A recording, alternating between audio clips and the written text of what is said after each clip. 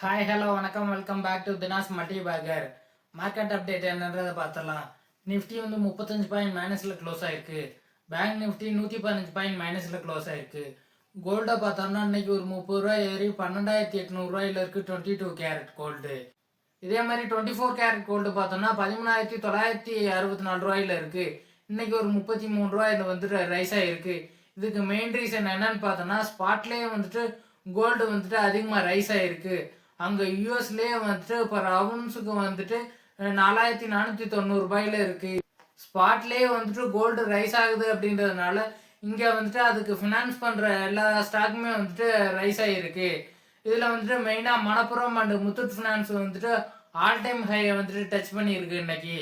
இந்த Manappuram finance and Muthoot finance ரெண்டுமே வந்துட்டு கோல்டுக்கு அகைன்ஸ்டாக லோன் கொடுக்குறாங்க. ஸோ அதனால கோல்டு ப்ரைஸ் ரைஸ் ஆக கோல்டுக்கு கொடுக்குற அமௌண்ட்டும் வந்துட்டு லோனாக கொடுக்குற அமௌண்ட்டும் வந்துட்டு ரைஸ் ஆகும். ஸோ இதனால இதோட ஷேர் ப்ரைஸும் வந்துட்டு கூடுது. இதுக்கு வந்துட்டு இந்த ஸ்டாக் வந்துட்டு இப்போவும் ஓவர் வேல்யூடாக தான் இருக்குது. இந்த ஸ்டாக் வந்துட்டு கரெக்டானால் தான் நம்ம பார்க்க முடியும். இங்கேருந்து குறைஞ்ச ஒரு 40% வந்துட்டு கரெக்டானால் தான் நம்ம வந்து இந்த ஸ்டாக்கை கன்சிடர் பண்ணுற ரேஞ்சில் வரும். இதே மாதிரி கோல்டு வந்துட்டு இங்கேருந்து ஒரு 30-35% வந்துட்டு கரெக்டானால் மட்டும்தான் இந்த ஸ்டாக் வந்துட்டு கரெக்டாக வாய்ப்பு இருக்குது. ஸோ அதனால இப்போதைக்கு இந்த ஸ்டாக் வந்துட்டு கரெக்டாக வாய்ப்பே இல்லை. ஏன்னா கோல்டு வந்துட்டு அதிகமாக ரைஸ் ஆகிட்டே இருக்கு. கோல்டு இப்போவே அதிகமாக ரைஸ் ஆகிட்டு இருக்கு. நம்மளால கன்சிடர் பண்ண முடியாது அப்படின்ற ரேஞ்சுக்கு வந்துட்டு கோல்டு ரீச் ஆகிட்டு இருக்கு. அது இல்லாமல் வந்துட்டு வேர்ல்டு கோல்டு கவுன்சில் வந்து என்ன சொல்லியிருக்காங்க அப்படின்னா இந்த 2026 வந்துட்டு 19,000 வந்துட்டு 24 கேரட் கோல்டு வந்துட்டு ரீச் ஆக சான்சஸ் இருக்கு அப்படின்னு சொல்றாங்க. கோல்டு ரைஸ் ஆக வந்துட்டு கோல்டு பீஸும் வந்துட்டு ரைஸ் ஆகிருக்கு. கோல்டு பீஸ் வந்துட்டு இன்னைக்கு 113 ரூபாயில இருக்கு. நம்ம வந்துட்டு ஸ்டார்ட் பண்றப்போ 3 மாசத்துக்கு முன்னாடி 93 ரூபாயில கன்சிடர் பண்ண சொல்லியிருந்தோம். அப்போ கன்சிடர் பண்ணியிருந்தோம்னா இப்போ வந்துட்டு 20 ரூபா வந்துட்டு ப்ராஃபிட்டாக வந்திருக்கும். அது இல்லாமல் வந்துட்டு 17% வந்துட்டு நமக்கு ப்ராஃபிட் வந்திருக்கும். ஸோ அதனால கோல்டை நம்மளால கன்சிடர் பண்ண முடியல அப்படின்னா கோல்டு பீஸை இப்போவுமே நம்ம வந்துட்டு தாராளமாக கன்சிடர் பண்ணலாம். அடுத்ததாக சில்வரை பார்த்தோம்னா இன்னைக்கு கிலோவுக்கு வந்துட்டு 10,000 ரூபாய் ஏறி 2,44,000 இருக்கு. பட் ஆனால் சில்வர் வந்துட்டு ஒரு வாலடைலிட்டி மெட்டல் தான். ஸோ அதனால இந்த சில்வரை வந்துட்டு நம்ம கன்சிடர் பண்ண வேணாம். சில்வர் ப்ரைஸ் ரைஸ் ஆகுது அப்படின்றதுனாலயே வந்து ஹிந்துஸ்தான் அந்த அதானி குரூப்புக்கு வந்துட்டு ஷேர் ப்ரைஸ் ஏறி இருக்கு. பட் ஆனால் இது வந்துட்டு எப்போ வேணாலும் கரெக்ட் ஆகலாம். ஸோ அதனால ஹிந்துஸ்தான் அந்த அதானியை வந்துட்டு கன்சிடர் பண்ணாதீங்க. அடுத்தது அஜந்தா ஃபார்மா வந்துட்டு பயோகானோட வந்துட்டு பார்ட்னர்ஷிப் பண்ணுறாங்க. எதுக்காகன்னு பார்த்தோம்னா பயோகான் வந்துட்டு நாவோ நார்டிஸ்கோட செமிக்ளோடேட் ட்ரக்கை வந்துட்டு மேனுஃபேக்சர் பண்ண ஸ்டார்ட் பண்ணியிருக்காங்க. ஸோ அதனால இதோட பேட்டர்ன் வந்துட்டு அடுத்த மாதம் வந்துட்டு மார்ச்சில் எக்ஸ்பைரி ஆகுது. ஸோ அதனால பேட்டர்ன் எக்ஸ்பைரி ஆனதுக்கப்புறம் இவங்க 2 பேரும் பார்ட்னர்ஷிப் பண்ணி 26 கண்ட்ரிக்கு வந்துட்டு செமிக்ளோடேட் ட்ரக்கை வந்துட்டு எக்ஸ்போர்ட் பண்ணுறதா வந்துட்டு இவங்க பார்ட்னர்ஷிப் பண்ணி எக்ஸ்போர்ட் பண்ண போகிறாங்க. ஆல்ரெடி வந்துட்டு அஜந்தா ஃபார்மாவுக்கு வந்துட்டு 2000 மெடிக்கல் ரெப்ரசன்டேட்டிவ் மேலே இருக்காங்க all over the world. So அதை வச்சு நாங்கள் வந்துட்டு ஈஸியாக வந்துட்டு இந்த ட்ரக்கை வந்து நாங்கள் மார்க்கெட்டில் ரீச் பண்ணிடுவோம் அப்படின்னு அவங்க சொல்லியிருக்காங்க. ஸோ இதனால இந்த ஸ்டாக்கை வந்துட்டு நம்ம கன்சிடர் பண்ண வேணாம். ஏன்னா இந்த ஸ்டாக் வந்துட்டு இப்போவுமே ஓவர் வேல்யூடாக தான் இருக்குது. அடுத்தா டாடா மோட்டர் பேசஞ்சர் வெஹிக்கிள் வந்துட்டு ஈவியில் 18,000 கோடி வந்துட்டு இன்வெஸ்ட் பண்ண போகிறதா சொல்லியிருக்காங்க. எதனாலன்னு பார்த்தோன்னா இவங்க தான் வந்து 40% 45% வந்துட்டு ஈவியோட மார்க்கெட்டை வந்துட்டு டாமினேட் பண்ணிக்கிட்டு இருக்காங்க இந்தியாவில். ஸோ அதை வந்து தக்க வச்சுக்கிறதுக்காகவும் அது இல்லாமல் வந்துட்டு 2030 வந்துட்டு புதுசாக 5 ஈவி காரை வந்துட்டு லான்ச் பண்ணுறதுக்காகவும் அவங்க வந்துட்டு இதை இன்வெஸ்ட் பண்ண போகிறதா சொல்லியிருக்காங்க. அடுத்த வருஷம் வந்துட்டு டாடா செய்ரா அண்ட் ரீஃப்ரெஷ்டு பஞ்ச் ஈவி அது இல்லாமல் வந்துட்டு அவின்யா அப்படின்ற வண்டியை வந்துட்டு லான்ச் பண்ண போகிறதா அவங்க சொல்லியிருக்காங்க. ஹச்சிஎல் வந்து 405 மில்லியன் இன்வெஸ்ட் பண்ணி 3 மேஜர் அக்விசிஷன் பண்ணியிருக்கிறதா சொல்லியிருக்காங்க.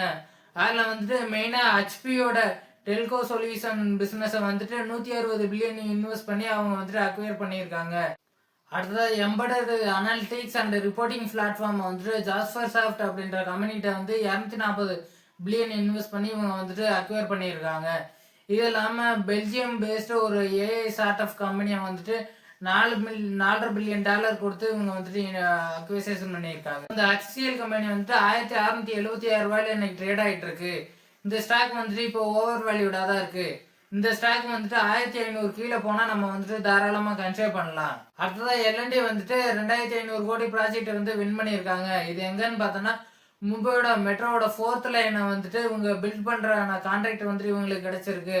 அது இல்லாமல் 5 வருஷம் வந்துட்டு மெயின்டெனன்ஸ் பண்ணுற கான்ட்ராக்டும் உங்களுக்கு வந்து கிடைச்சிருக்கு. ஏற்கனவே இவங்க வந்து இந்த மாதிரி நிறைய ப்ராஜெக்ட் பண்ணியிருக்காங்க. ஸோ அதனால இதையும் வந்து இவங்க சக்ஸஸ்ஃபுல்லாக பண்ணுவாங்க. ஸோ இதனால இந்த ஸ்டாக் வந்துட்டு நம்ம கன்சிடர் பண்ண வேணாம். இந்த ஸ்டாக் வந்துட்டு இப்பவும் ஓவர் வேல்யூடாக தான் இருக்கு. அடுத்தா கேஸ்ட்ரால் இந்தியாவில் வந்துட்டு பிரிட்டிஷ் பெட்ரோலியம் வந்து ஸ்டேக் ஹோல்ட் பண்ணாங்க. அதில் வந்து 65% வந்துட்டு இவங்க சேல் பண்ணுறத அனௌன்ஸ் பண்ணியிருந்தாங்க.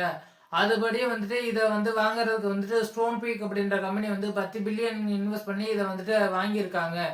ஸோ இதனால இந்த ஸ்டாக் வந்துட்டு இன்னைக்கு 8% வந்துட்டு ரைஸ் ஆச்சு. அதுக்கப்புறம் வந்துட்டு கரெக்டாகவே கொஞ்சம் மார்க்கெட்டில் ட்ரேட் ஆகிட்டு இருந்தது. அது இல்லாமல் வந்துட்டு இவங்க வந்து லாக்கிங் பீரியட் 2 வருஷம் இருக்கு.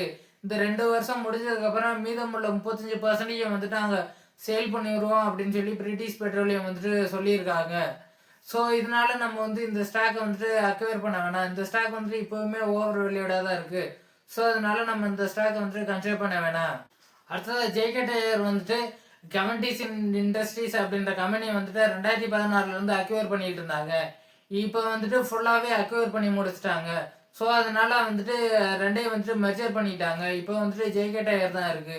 ஜேகே டயர் வந்துட்டு இதில் என்ன சொல்கிறாங்க அப்படின்னா, எங்களோட போர்ட்ஃபோலியோவோட ப்ராடக்ட் போர்ட்ஃபோலியோ வந்துட்டு டைவர்சிஃபை ஆகும் அப்படின்னு சொல்கிறாங்க. இந்த ஸ்டாக் வந்துட்டு இன்னைக்கு இந்த நியூஸ் வந்ததுனால 7% மேலே வந்துட்டு ரைஸ் ஆகி மார்க்கெட்டில் ட்ரேட் ஆகிட்டு இருந்துச்சு. பட் ஆனால் இந்த ஸ்டாக் வந்துட்டு அதோட பிஇ பார்த்தோன்னா 25 தான் இருக்குது. பட் ஆனால் இந்த ஸ்டாக் வந்துட்டு அதிக டெப்ட் இருக்குது. அது இல்லாமல் வந்துட்டு ஒரு டயர் கம்பெனி வந்துட்டு ஃபியூச்சரில் எப்படி பண்ணும் அப்படின்னு சொல்லி நம்மளால கணிக்க முடியல. ஸோ அதனால இந்த ஸ்டாக் வந்துட்டு பெருசாக பண்ணுறதுக்கு வாய்ப்பு கிடையாது. ஸோ அதனால நம்ம இந்த ஸ்டாக் வந்துட்டு அவாய்ட் பண்ணிடலாம். இந்த வீடியோவில் அவ்வளோதான் இன்ஃபர்மேஷன். இந்த வீடியோ உங்களுக்கு பிடிச்சிருந்துச்சுன்னா லைக் பண்ணுங்கள், உங்கள் ஃப்ரெண்ட்ஸ் அண்ட் ஃபேமிலிக்கு ஷேர் பண்ணுங்கள், எங்கள் சேனலை சப்ஸ்கிரைப் பண்ணுங்கள்.